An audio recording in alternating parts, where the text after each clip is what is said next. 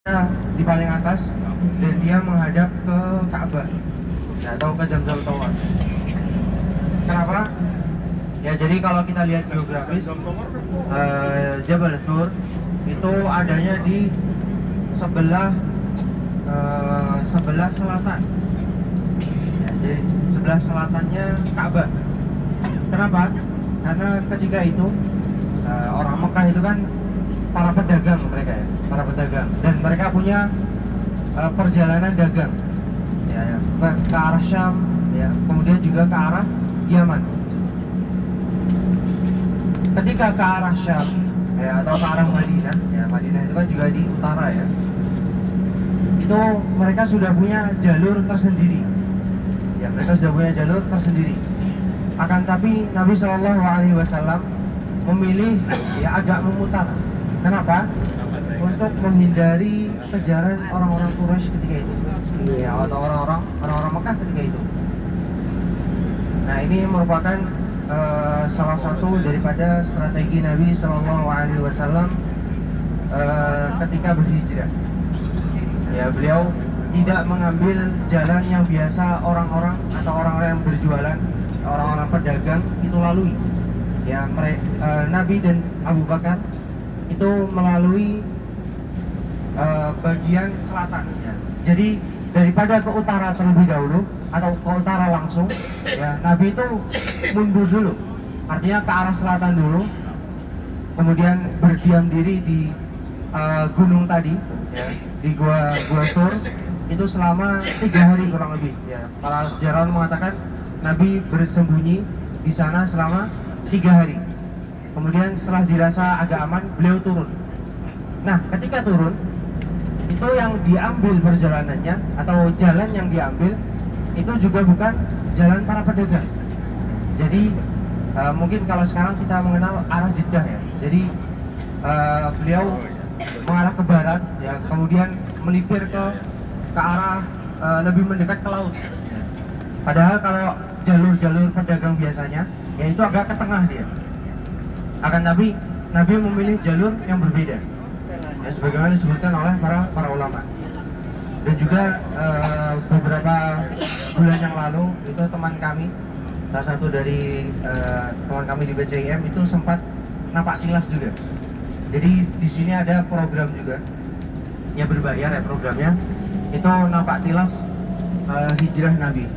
Nah, di kanan Bapak Ibu sekalian ya, memotong sedikit, itu ada Masjid Ar-Rajihi ya, Masjid Ar-Rajihi.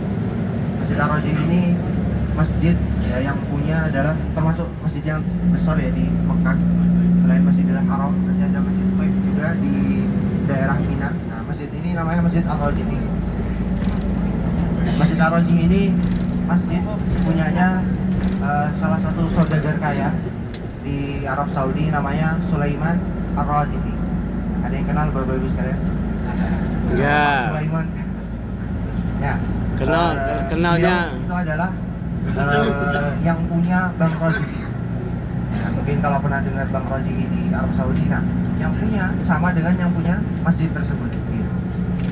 Dan alhamdulillah di kampus kami beliau adalah salah satu donatur untuk makan 3 kali sehari mahasiswa di Madinah, di Universitas Islam Madinah. Jadi uang makan kami itu kami tetap berbayar, tapi subsidi.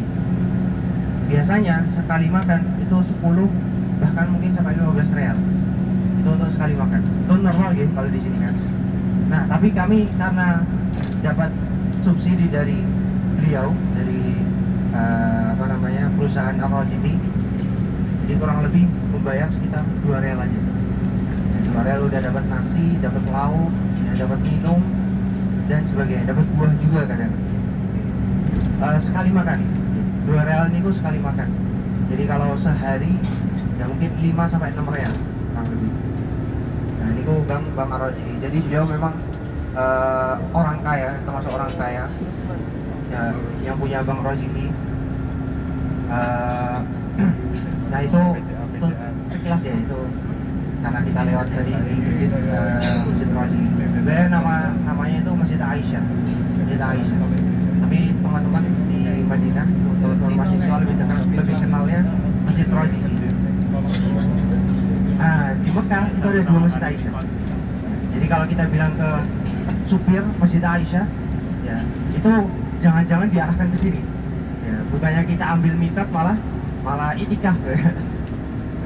Jadi perlu diperjelas. Ya, kalau kita mau ngambil mikat, misalkan, ya bagi misalkan yang mukim di Mekah misalkan, dia harus atau dia mau umroh, maka dia biasanya bilangnya Tan'im mikot. Nah itu biasanya supir sudah tahu biasanya. Ya, jadi ada 2 Masjid Aisyah. Ya. Masjid Aisyah di Tan'im atau di Mikot, dan juga Masjid Aisyah di tadi Masjid Rajihi tadi. Nah itu Masjid Rajihi.